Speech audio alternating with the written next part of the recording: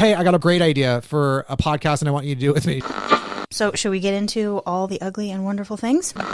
John, you okay? Sorry, I think I just had a stroke. I'm hearing circus music. Well, yeah, she comes back and she gives him his second drug, his typewriter. So He starts shoving pages in her mouth. like crumpled up, burning his hand at this point. She wakes up. Oh, she wakes up to twins. And she's like, this is fucking normal. Yeah. You know what the dresses look like back then. Beefcake dove. Yeah. I think this is actually a really good opportunity to talk about the hero's journey. Yeah. We are going to be talking about the dangerous wolves and naive girls motif, a.k.a. Little Red Riding Hood. What the fuck did I just read? I hated this book. All right, bookends. This is where we ask you guys the questions we think you should be asking yourselves as you read these. She makes like the stupidity remark and he's like, oh, so I'm stupid. And she's like, well, the fucking King Kong of birds. Sunday. Oh, my face hurts. I'm laughing so hard.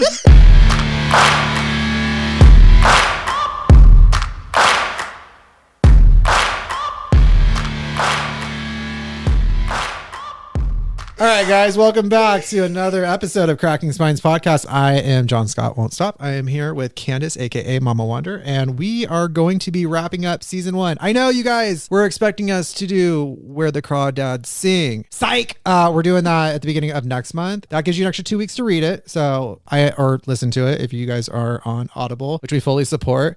So be ready for that. May 7th will be the first episode of season 2. Right, and for season finale today, we are going to be sharing some of our favorite moments from season 1, some behind the scenes stories, and because it's us, obviously, some bloopers. Yeah. If you're new here, please tell everyone you know about this podcast. Rave about it. Tell them it's the most amazing thing you've ever heard. And if you don't do this, then that'll let us know that you're a horrible person and we don't like you. Yeah. You can check out our store at kit.co/Cracking Spines Podcast. That's kit.co/Cracking Spines Podcast. Here you can find all our reading materials, the books, the book lists, anything you could possibly need that we use ourselves and we stand by. This is a part of the episode where we talk about our amazing sponsors. Unfortunately, right now, we don't have any as we are a new podcast. If you would like to sponsor an episode, please email us at info@crackingspinespodcast.com. What is up, Frank? That was a very nice intro. Oh, yeah. We've come a long way. Should we share with everybody what it sounded like in the beginning? Oh, it was a train wreck. Here, let me play it for you. Welcome, guys, to Cracking Spines. This is our first episode. I'm super excited about it. I'm here reluctantly because Candice was the only person I could find to do this, and here we are. Okay, learning something new. Should we try again? Yeah. Cracking Spines Podcast. Cracking, SCS. I'll try it again. Fuck. Hey guys, welcome back to another episode of Cracking Spines Podcast. Today, Candice and I Sorry. fucking rookie here.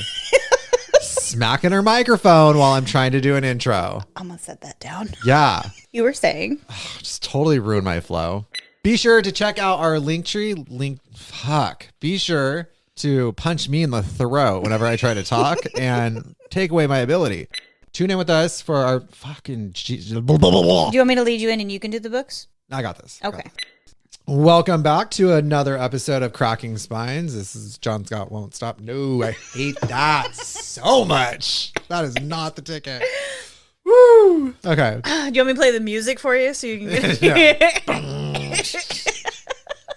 All right, guys. Thank you so much for joining us on another train wreck. Start over. It's not going to be a train wreck when it's put together. Trust me. For the month of April, we will be discussing coming of age stories, starting with Never Let Me Go by Ishiguro. Perfect. That's awesome. Okay. I know. Learn to take a compliment. I don't even know what that is. Never heard of it. Yeah, guys, please go check us out and give us money.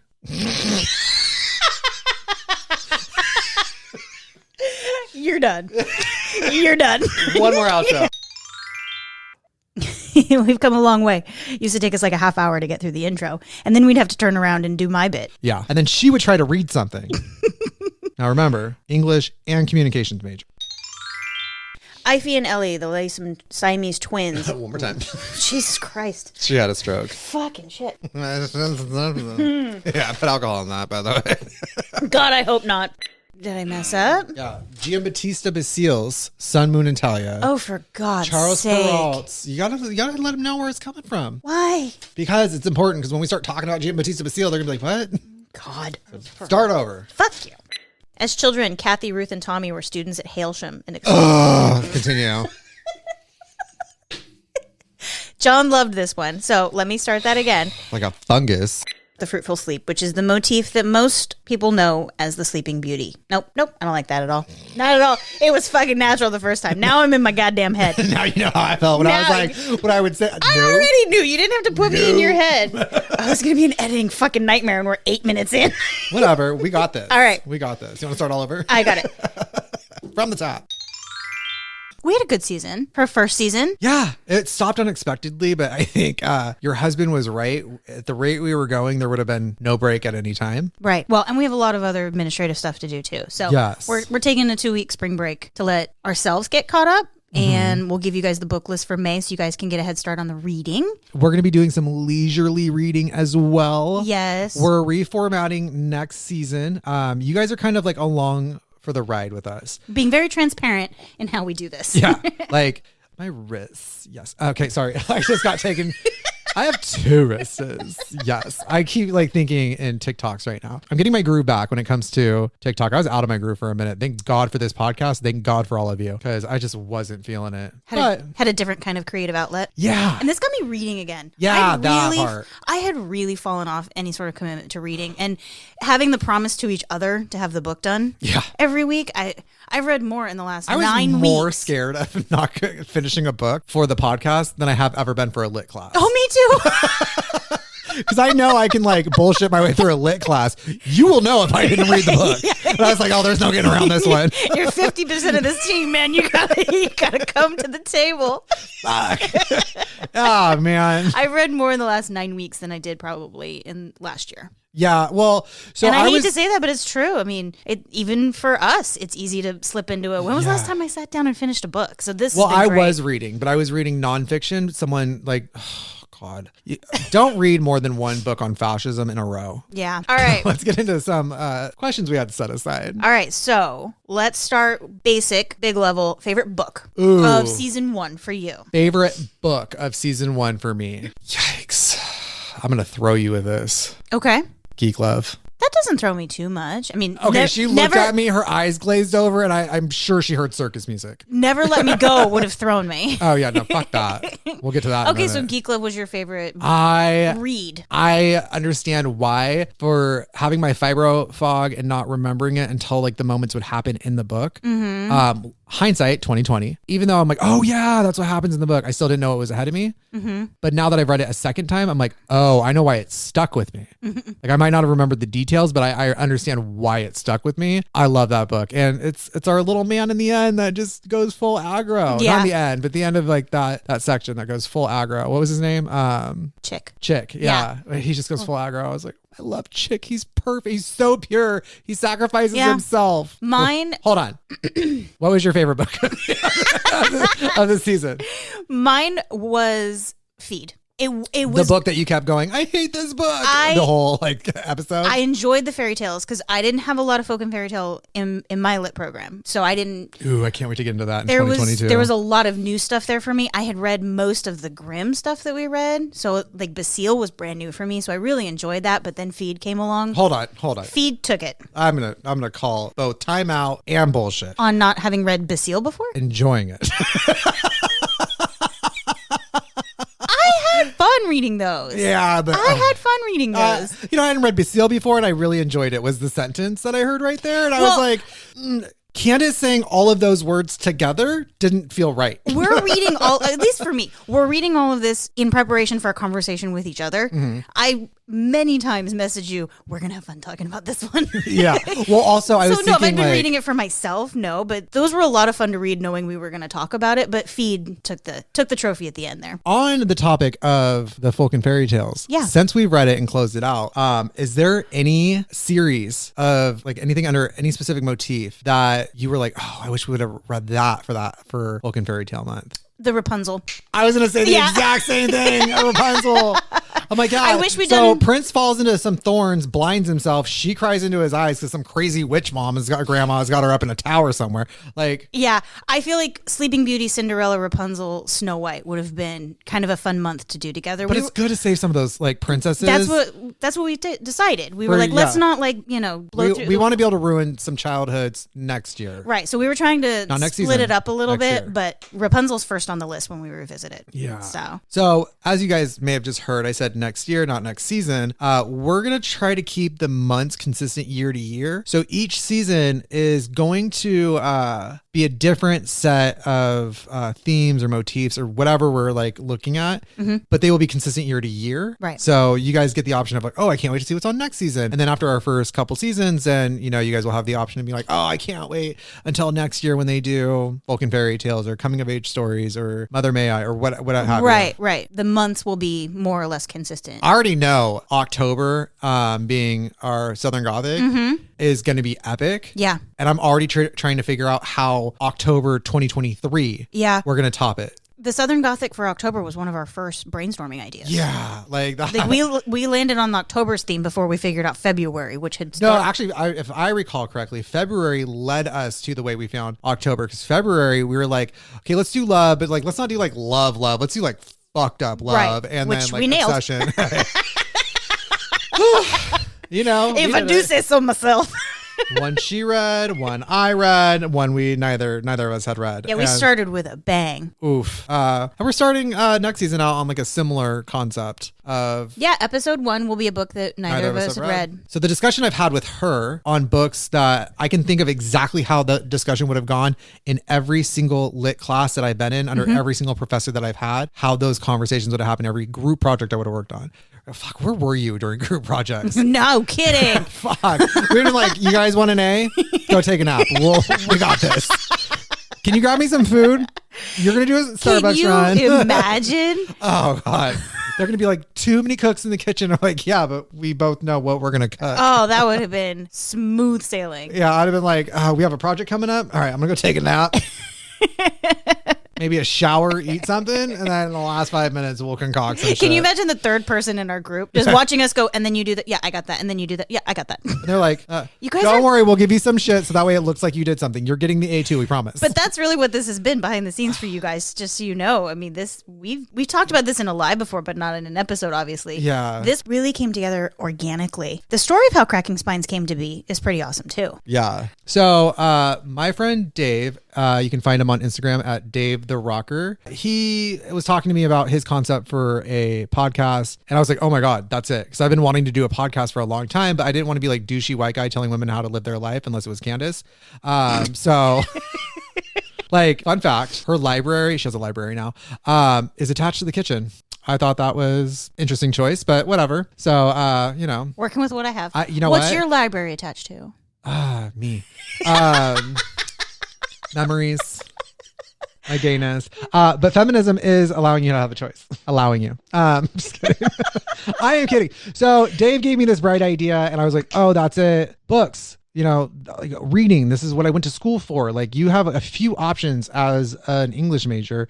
Of what to do with it. Of what to do with it. You either keep going until you get a PhD and become a professor. Right. Or go and get your master's and become a lecturer at a 4-year or a professor at a community college. Or you start your own like tutoring company. But I messaged her on Instagram and I said, hey, I got a great idea for a podcast and I want you to do it with me. She goes, yes, let's do it. Okay, what's the idea? Already like agreed. Yep. And then she sent me a picture of her in like a little studio set up and I was like, where the fuck did that come from? So I've been to her house, but I hadn't been upstairs. So I was like, right. Oh, okay. I messaged her after that conversation. It was a Friday. We met on Friday night. We met on Monday at Barnes & Noble. Not like met for met up to talk about it. Right. Yeah. Friday night. And then a Monday Monday? Yeah, it was Monday. It was a Monday. We got together, sat at the little cafe and just started throwing out ideas. Yeah. We both kind of went into this like, okay, let's meet up and see if this is something we actually want to do. Like, and it was organic from the second we started. Yep. I was like, let's do like love. Let's not do like the actual love. Like, let's do like more fucked up love stories. We both go Gone Girl. Like literally like Jinx, owe me a Coke. Yes. From there, we just started like running through all these different like websites to see like things that are similar to it. And we started pulling these ideas. We found All the Ugly and Wonderful Things by Bryn Greenwood. Which we walked across the store and both grabbed a copy of and bought and said, okay, let's get started for immediately. That was a Monday. You were here the following Sunday to record that episode. Yeah. So it was 9 days from start to finish. How long did your husband say it takes to go from conception to first episode? Yeah. Typically 6 months. 6 months. So we did 6 months and 9 days. Yeah. And meanwhile, Dave, by the way, Dave, thank you. Yes. Thank you so much for the inspiration. The light bulb was there, but thank you for turning the switch on for me. I was struggling. That's how it all got started. And working with her, she was like, hey, by the way, I kind of just took on this role. And I was like, oh, I kind of just took on this role. And like quickly all of the like roles and responsibilities just kind of delegated themselves to our strengths. And we both happen to have the strengths needed for each. And the strengths that we didn't have, like, yeah, I knew which ones I was capable of learning. She knew which ones she was capable of learning. And yeah, I took on the editing, and with that organically came, well, then I'll have all of the publishing services. I'll set up all of the stores. I'll set up all of the back channel, administrative, logistical. So the operation piece just sort of came with the editing. And I'm good at like... And you had the social media piece, which just came with all of the other stuff, the marketing things, the sales things, And it was merch, TBD. Like, I mean, all that stuff that's coming and just TBA, not TBD. It's like, it's been determined. We're doing it. TBA is going to be announced. It's all very. Also, the Patreon is coming along. When we say there's some administrative things that we have to get done behind the scene, it's because we didn't take 6 months to prepare. We had this idea, we jumped into it. Right. We're like, let's do this. We actually got ahead twice and then fell behind and then got ahead again. And then, we thought, hey, let's wrap it up. Let's have some discussion. What's the next question on our list of things to talk about? Okay, so Geek Love is your favorite book. Uh-huh. But what's your favorite episode? Ooh, my favorite episode. It's a toss-up. There's 3. What do you think the 3 are? 3 of the 9? Okay, so I'm going to say Misery. That's 1. Feed. That's 2. Cinderella. That's 3. Yeah. You gotta pick one. I know. Honestly, I'm gonna say it was really cool how we went below the surface of Misery and went below the surface of Feed and got to the heart of it. One allegory for addiction, another one allegory for consumerism and late stage capitalism. But it has been so long since I have laughed as hard as I did reading Cinderella. I had a laughter headache. Yeah. My stomach and face hurt. Mm-hmm. And now with my Botox, I won't feel anything. So it was can't even feel the fat bruise on the side of my face. Ab workout recording that episode. It was so good. Like her husband, you guys okay up there? Yeah. Her daughter even expressed concern. In the books and banter, that was the banter. There was so much in that. Here, let me play a couple of them for you. I only feel like the cat thing would be like necessary if she was like stealing their hair ties and hiding them under the couch. She's throwing up hairballs at the foot of the bed when she doesn't get enough attention. In the middle of the night, you're like, where's that coming from? Fucking Cinderella. God damn it, you better be on the tile. She's leaning out the window, just whipping him with everything she can. Use the whip, Danny. He's like, holy shit, I didn't sign up for this. I'm going to keep taking the fucking coins. I'm paying over this shit. Fucking taking shots to the face, the neck. And he's like, I'm fucking tired of this thing. I can't get off. Just fucking getting ruined. I can only imagine him walking back to the king and the king's still pissed. You're still pissed? Bro, do you see my face? I did everything. Would you do this for anybody? No. Dick.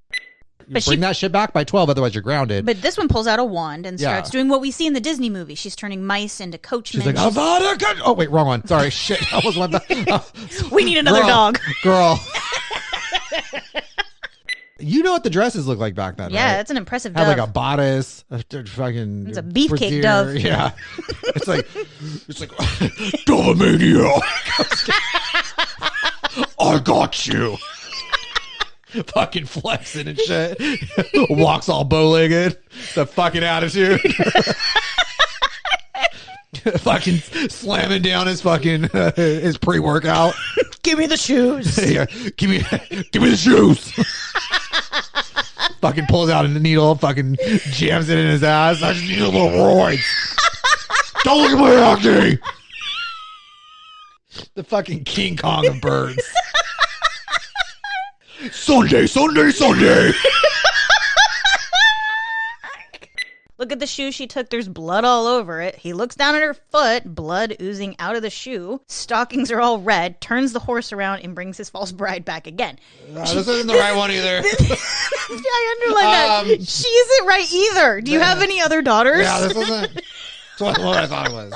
She isn't right either. Do you have any other daughters? No, only Cinderella, my dead wife's daughter. Fucking dude. Okay, so if you're gonna go with the banter, are you okay? Yeah. Sorry, it's just all of that. It comes back. Okay, what about you? What was your favorite episode? I love Cinderella for the banter, but I am gonna go with Misery. Yeah, for the books. Really fucking cool. I'm glad you chose that one. Like, that's just the terror in somebody's eyes is in a hopeless moment is maxed out. Right. Maxed out. And I think that Annie represents this, like, it's just a perfect personification of the fear of withdrawal and the driving force behind your addiction. Do you think her house is part of that allegory? The moment he realizes you mentioned the key, and he realizes I'm a prisoner. Yeah. Do you think together, her and the house, Stephen King is sort of writing his experience into and through addiction? I feel like at first I was like, oh, it's an allegory of his addiction. It's just an addiction in general. Right. The house represents that space that addiction wants you to be in, specifically that room. Because eventually, even when he starts to venture out from the room, he realizes he's locked in the house. Right. He can't get out of the house even. The windows are sealed. I mean, and that personification of withdrawal is always a threat at all times, every time. He even considers lighting the house on fire. Yeah. Knowing that he'll go with it because there's no way out, but at least this would be over. Yeah, and that's a hopeless moment for him when he thinks that. Yeah, he is in that. And he wants to take out. The whole point is for him to take out the addiction with it. And what's beautiful about this whole story is even when he gets out of it, she's always there. Yeah. Just like the idea, like it's one day at a time. You just have to not do whatever your addiction is each day. Like you wake up, your whole goal for the entire day is don't fall back into your addiction. You go to bed, you start over. Every day. Yeah. And so like to rush to the end real quickly, he has these like hallucinations of her in places and it like makes him panic and freak out. And then he gets it together. And that's like kind of that craving, that addiction, like knocking on your door being like, hey, I'm still out here. Yeah. I'm still following you around. Like, cause I'm in here. You may have gotten out, but you'll never be free of me. Right. I'm in your head. Yeah, and so, I just gotta chill. Dude, Stephen King left it all on the page, man. Misery felt like the episode where we were like, okay, this is what we're doing with this podcast. Yeah. Well, this is what we're here for. We sort of started the first episode like, let's just talk about the book and see where this thing goes. Yeah. There was so much material with Geek Love. We still kind of got off the rails a little bit, trying to keep it on.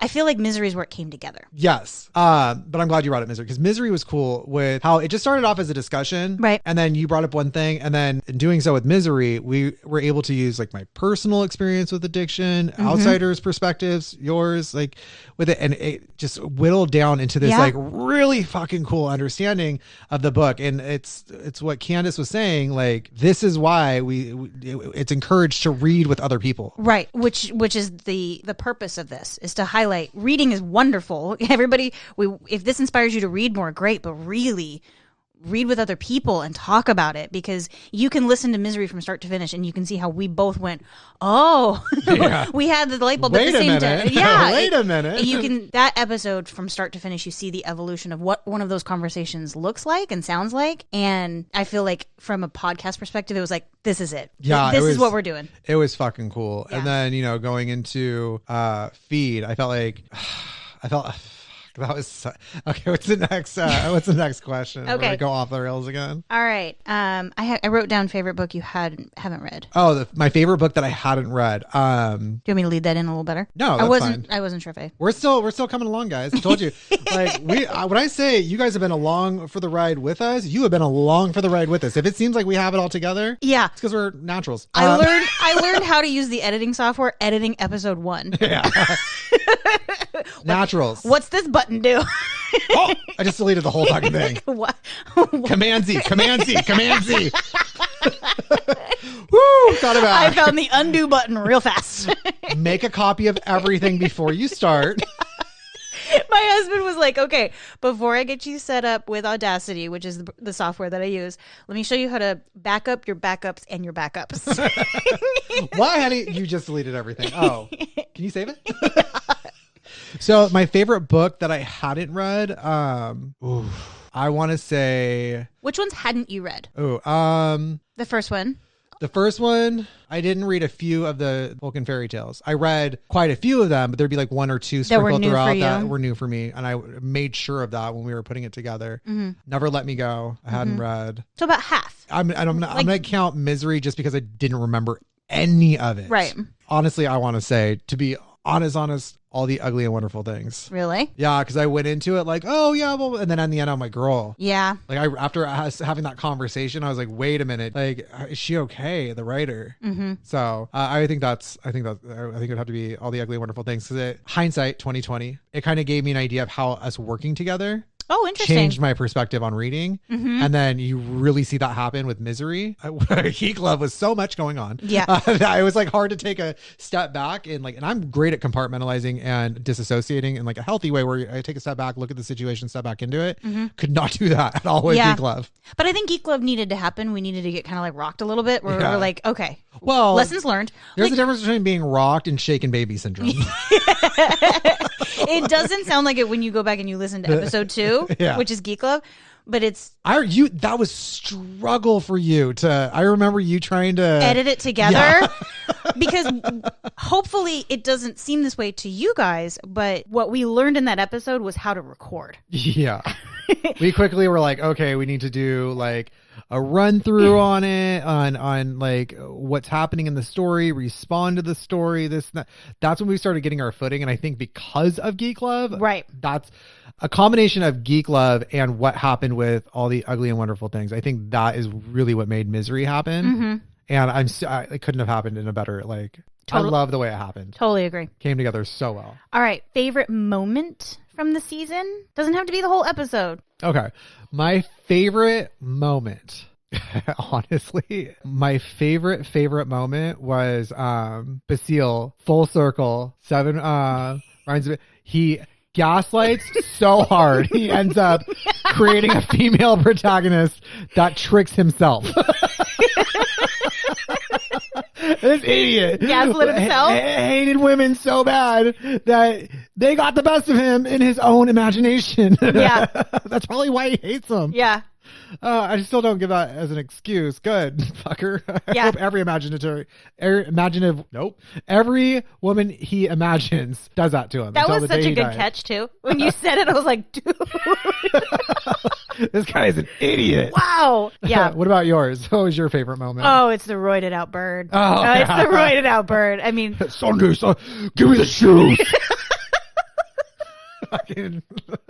We need merch. Walking with a fucking attitude. We need merch with that bird. It's on its way. I actually have I need him carrying a pair of shoes and books. A close second, though, and this may take you by surprise, is when I cried in Feed. Yeah, that was fun for me, too. I got to laugh at you. She's like, oh, and then you, my husband said you handled me very well and you pivoted really well. He didn't say you handled me very well.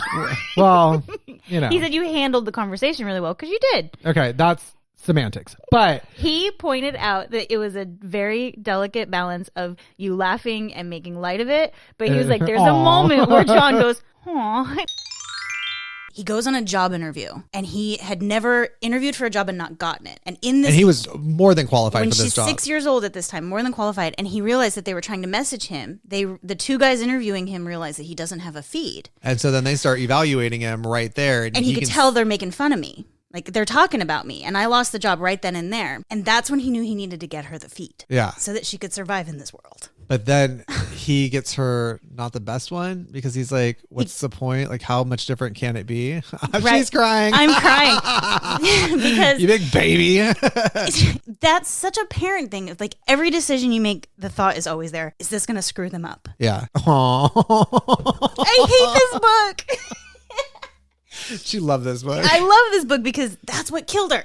Yeah. He got it for her because he realized she's not going to be able to survive in this world without a feed. And it's the feed that makes it that she can't survive in the world. Aww. I hate this book. Or whatever. You threatened me with an inch of my life if I edited that out too. Yeah, I was like, don't you dare take that out. I'm like, you're not allowed to take out the crying. Yeah. I will be so mad. And then last night on live, I played it for everybody. I was like, hold on. Let me fast forward this part. It's hilarious. I actually, like, I'm not sure if you guys hear it, but I almost cried in that episode. Mm-hmm. I go, this is where it gets me. Like, and I had to like keep it together. It's amazing how like reading and how much like reading can impact people. And I think like that was a great example of it. One thing I did love, one of my favorite moments about the season was your ability to grab the teaser clip, like the intro, the intros and the teasers. They were done so well. Like, you guys have no idea. The first time I heard I remember exactly where I was. Eidetic memory coming in. She sent me the first episode. The very first episode. And I was taking a bath, relaxing, you know, living my bougie life. And I listened to it. Once I heard the first intro with the like that kicked in, I was like, holy shit. And hearing the quality of it, I was like, holy shit. Every TikToker I'm mutuals with, eat your fucking hearts out. Right? Except for maybe Patrick Waller. Like, I know he's got a good setup. Yeah. So I heard it, but when it was over, do you remember the first message I sent to you after listening to it? It's so good. Let's go. I was so excited. I was so excited. Yeah. I never got to see what your moment was when you like wrapped the first episode and you're like, it's done. Yeah. How was that? You talk about the intros. It was the outro. What was the first outro? I can't remember, but when I selected that music and the episode ends, the music played. And it's very Frasier in the end, by the way. And then it sort of like the music dips down and you can hear us just sort of bantering and the volume's a little different and you can tell that it's like off script. Yeah. That's when I was like, this really came together. This like really came together. I was really surprised. But when I first had the big like, this is going to be amazing was when I sat down to edit. I love that. And I'm playing it back on the computer because you and I are hearing it here in our headphones. Yeah. But when I heard it synced up in a stereo file played back at me, I was like, oh shit. Oh, by the way, this sounds amazing. Anyone that's never like spoken into a microphone with headphones on, because I've watched before doing this. I'm like, why do they have headphones on? Like, why do you have to hear yourself? It's literally like having a regular conversation with somebody, but it's like crystal clear, almost like they're in your head. Which I think actually helps as much as it sounds creepy. It helps that like the person's almost in your thoughts with you, like especially for a situation like this, because then they can put their thoughts in. But you just stay very like present, focused. Also, like so when she handled it, like, and she's like, oh, she got to see it all come together the first time. I am very much the person that like I make my content, I post it. I walk away for a while and like, I don't even think about it. I don't second guess myself. It's done. Nothing you can do about it now. Leave it alone, walk away, hope for the best. And I didn't really have to hope for the best because I did have a lot of faith in Candice. Calm down. About to let it go. Take whatever compliment I can get. See, she thinks these are compliments. I'm like, what are they? Well, the bar's on the ground. So wow. And she almost tripped stepping over it. Kidding. Majestically awkward. That's me. I say this about my husband, but I can confidently say this about Candice too. She has turned tripping over flat surfaces into a refined skill. It's like a new girl where she just falls standing down. She's like, it's happening. She falls standing down? Standing down. God damn it. Put it in the file. Literally another favorite thing about this is I always catch you. You always catch me. She used to blame it on autocorrect, but I've seen it happen several times live and in color. Even my autocorrect's like, I don't even know what you're trying to say. Your autocorrect's like, no, I heard you blame me, bitch. We have a lot of bloopers. We do. We also have a lot of not bloopers. We also don't have a lot of bloopers. What's your favorite blooper of me though? Because you caught me a lot, and I'm pretty sure I know what the answer is. Yeah, it's obvious. My favorite, I would have to say, is about 2/4 of the way through. If you've ever wanted to like field goal somebody across, I don't know, into an alligator pit. Okay. 2/4 of the way in. You're like, oh my God. Did you say 2/4? 2/4. You mean 1/2? 1/2. Like, I remember exactly how she turned in her seat. She was turning and looking away when she said it. And I was like, really? Really? And I was like looking at her like, did that just fucking happen? Did you just say that? Was that the first episode? I think it was. I'm like, yeah, because you put it in a blooper like in a second or third episode. Yeah. I was so pissed that wasn't used. I was like, oh, that episode was already like an hour and a half. I'm like, I already see. I was like, I already see where like she put it in. Once I was like, oh, it feels like all the bloopers are when I mess up. Like I feel like you're editing this in a very pointed way. I took this job for a reason. You should do the marketing, John. I would like all the control. What was your favorite blooper? Of you? Yeah. Do you remember when we were doing bookends? Yeah, I already know what you're gonna say. Where I spaced out and I thought you asked a different question, and you're like, "Are you asking? Are you giving me like your cast? Are you doing cast? Okay, yeah. Well, is that it? Let me play it. But okay. Yes, it's that one. Okay, go ahead, play it. Who would you recommend this book for? Oh, I can't remember her name. She's a little bit older now. For Little Red Riding Hood, I would probably put her in. I put her in Little Red Cap. Did you ever see Just Go With It? Are you doing casting call? Oh, am I? Did you not hear the question I just asked? I didn't. Oh my God. I just got caught up. Let's start over. Start over. I just went to casting call. Sorry. Okay. I knew that would be it. I knew that was it. What questions do you... And I was like, what? I think I would cast him. And you're like, who? And it's because, well, here's the thing. I know what happened. You know, eidetic memory. I was so confused. I'm feeling a little parched.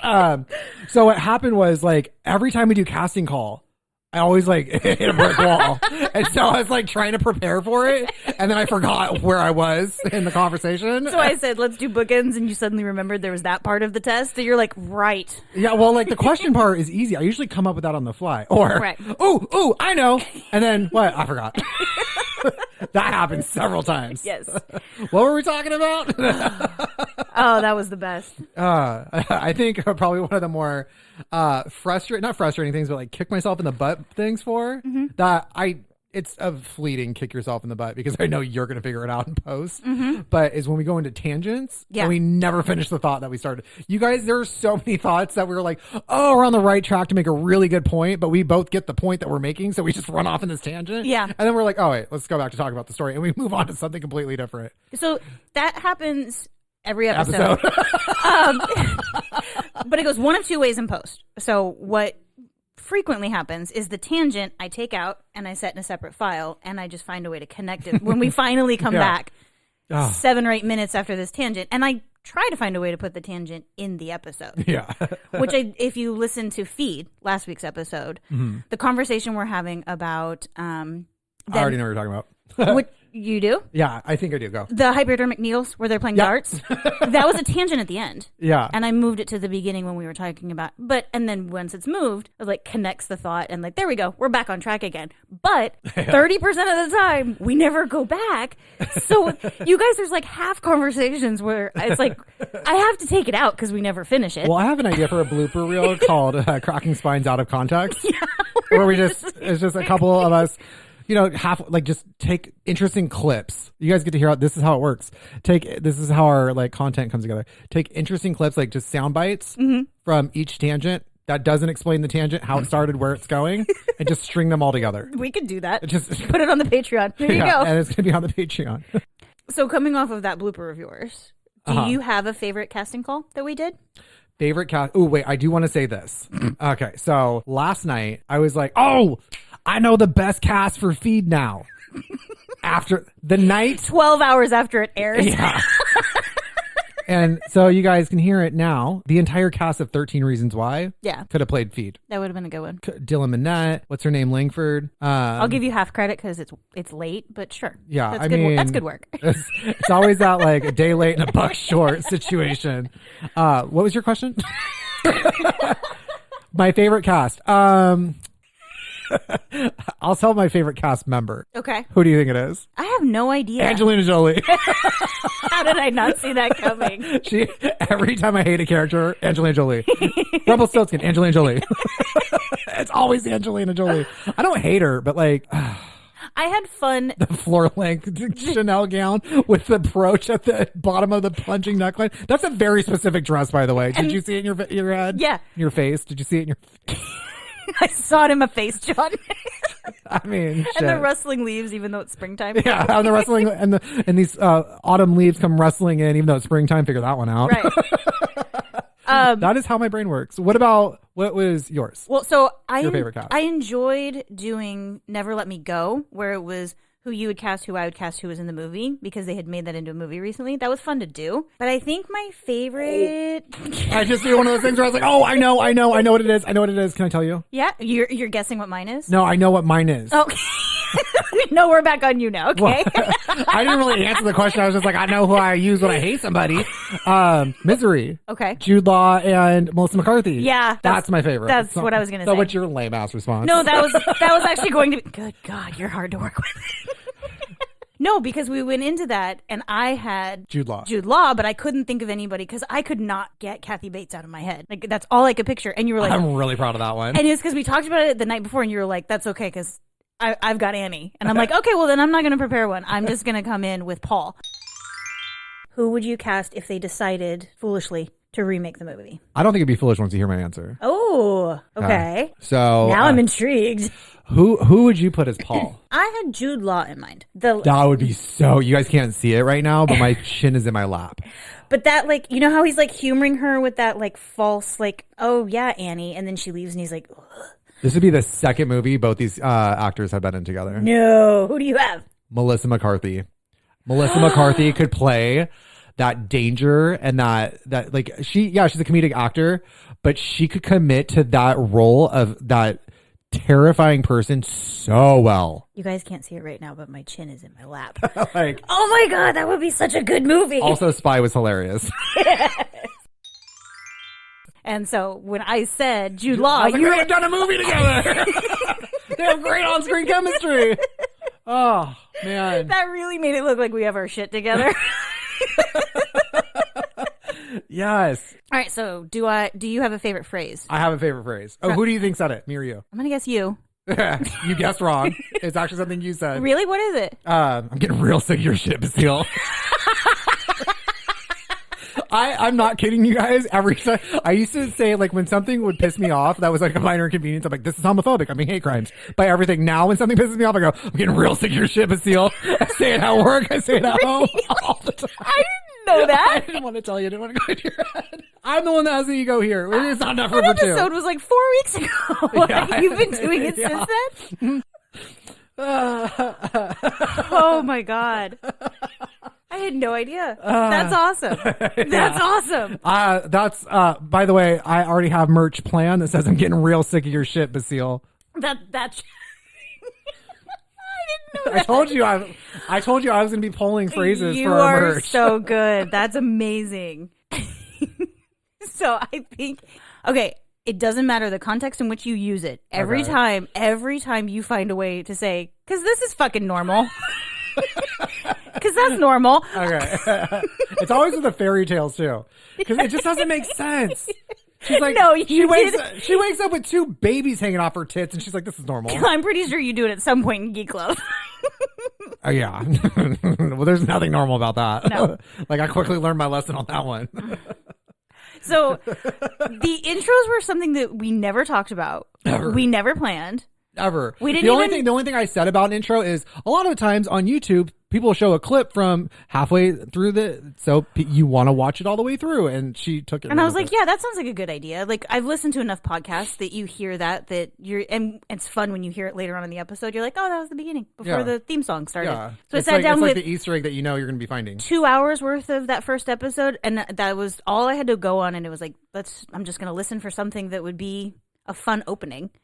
And I found that, and now it's sort of become All of the openings end with me just like cackling at the top of my lungs. The number one thing people say whenever I play them, because I'll play them here and there on lives, usually on Saturday night. Right. I'll play it on a live, and I'm like, oh, you guys want to hear the next episode? Da, da, da. Oh, you can hear the intro.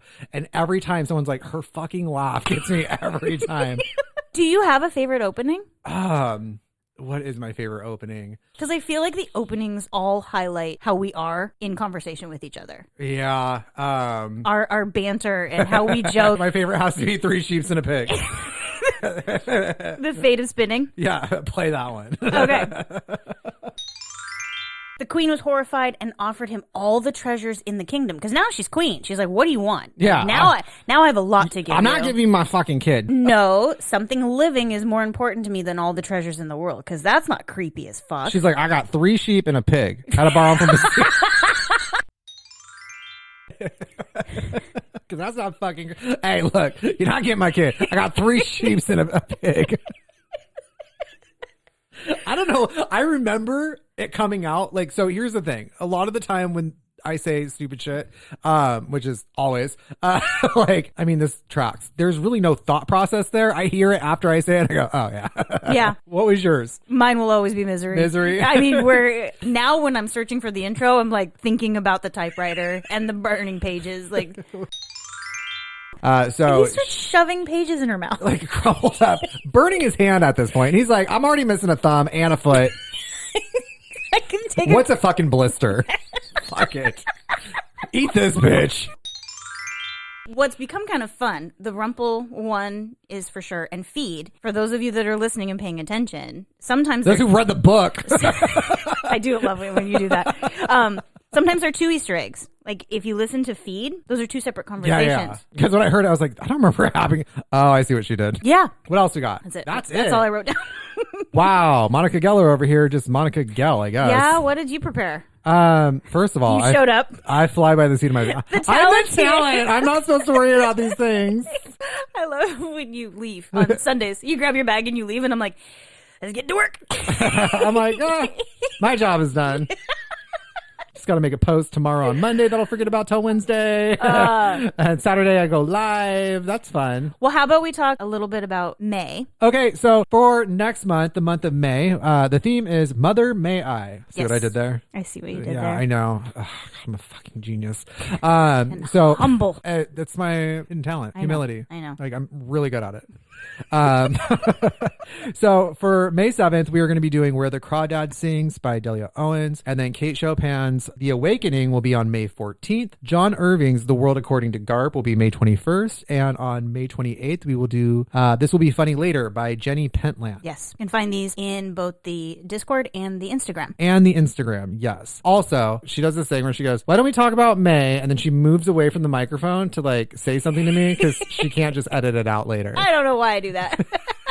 I want you to leave that in, please. Sure. Okay. What are your thoughts on when the episode's over, I can, instead of doing an outro, I can just play out whatever bloopers didn't make it into the show? That works. So I'll end on a blooper reel. Yeah. Love so if you guys it. like or laugh at the blooper reel you hit at the end, it's only going to be available on Patreon. Yeah. Boom. Also, if you guys will do us the strong favor and go follow us on YouTube, because we now have a YouTube URL. It's youtube.com/C/Cracking Spines Podcast. I'm actually sure you can go to youtube.com/Cracking Spines Podcast and it'll take you right there. Go follow us. Mm-hmm. We'd appreciate it. Yep. And we'll see you guys back here in 2 weeks. 2 weeks. To start season 2.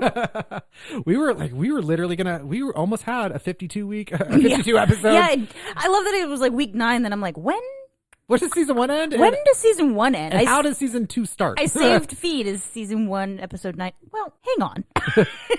So yes, meet us back here in 2 weeks Meet us back here in 2 weeks. And if you don't tell everybody to meet us back here, that makes you a horrible person. And if you haven't figured out by now, we don't like horrible people. Thank you guys for joining us for season 1 of Cracking Spines Podcast. Join us in 2 weeks for season 2. May 7th. May 7th. So we will be starting May with Crawdads, and we will be hang on to House on Mango Street. We are going to be doing that. Mm-hmm. As far as Stephen King's The Body, we will be hiding that in season 2. Candice, you tell him. We're going to hide the body. Oh, see what you did there. If you're not laughing, you're lame. All right. Bye. Enjoy. Enjoy this. We're out.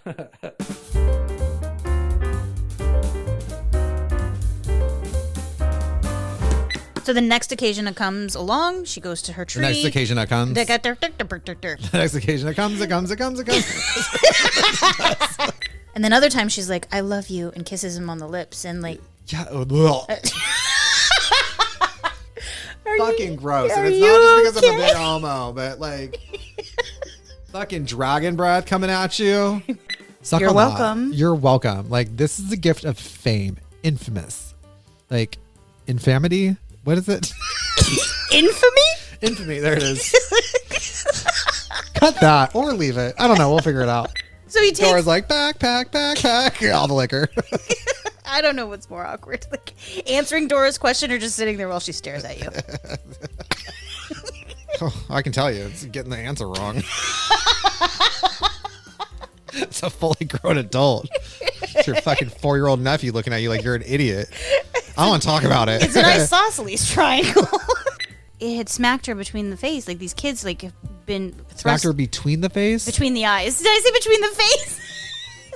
I meant to say in the middle of her face or between her eyes. Smacked her in the face or between her eyes. See what happens when you mix up two idioms? You were fucking making fun of me for putting her cards in a row. Would you like me to go? Yeah, you go. Well, I'm sticking with that. I think you can agree to disagree. Nobody really knows the answer, so it's great for book conversations of the role of... Oh, I got it. You son of a bitch. Go ahead. I thought you were just relaying your first question. Yeah. So, can I finish the thought? 2 questions, 1 answer? 2 questions, 1 answer what? Is that what you're doing? No. Okay, start over. Okay. So, what was the question? Good God, man. Okay, so how do you want me to pose the question? You want me to do it? Just like an amalgam of, like, who's the amalgam that would play, like, who would play? Say amalgam one more time. Amalgam. I fucking hate it. Feel dirty. Keeping that. I don't know. I feel like all the princes are gay in all these stories, but it's a fair guess. I mean, we're talking about fairies. I didn't think they were talking about the ones with wings. Well, keeping with his career. I'm a gay man. I can say that. Ode to fairy. Ode to fairy. Why do I hear Ode to fairy and I keep thinking like Fairy Defoe, like Willem Dafoe as a fairy, just Willem like, Dafoe. but like fully like Tinkerbell's body, but like Willem Dafoe's head. That's terrifying. This but like the size of a bobblehead. Just like, with that grin. He's like symbolism. It's symbolism. With fairy wings on his back. We are so all over today. I just tied Basile into this one. Yeah, you did. I'm really good at this. You are good at this. I should be a storyteller. You should have a podcast. I should have a podcast by myself. Get out. I live here. This is where we ask you guys the questions that we think you should be asking yourselves as you read these stories. So, if you actually read them, buy our shit. We have a store. We know how cassettes work. Well, those of us that were like old enough for that. Yeah. Which I could never. I don't know what it's like to be 50. What is that like? Candice? You are 2.5 years younger than me. Decades. And I'm 38. I'm not. I'm 37. And since she knew of no other way out of this predicament, she promised the little man what he demanded, and in return, he spun all the straw into gold once more. She promised the little man.